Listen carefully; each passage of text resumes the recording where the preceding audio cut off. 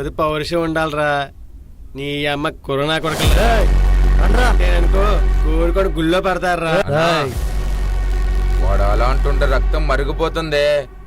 నువ్వను నా కొడుకుని సంకలో పెట్టి నలిపేస్తా. వీడికి సంకలో వెంటికలు తీసుకోవడమే రాదు, నన్ను సంకలో పెట్టి నలిపేస్తాడంట. చుట్టూ నలుగురుంటే కుక్క కూడా సింహంలా ఫీల్ అయిపోద్దిరా. కుక్క అని తెలుసుకోపోతే ఎలాగరా? ఇంకొక మాట మాడితే అట్టించి అట్టి వెళ్ళిపోతాను నా కొడక్క. నేనెవనో తెలుసురా, నా మీద చెయ్యేశారు.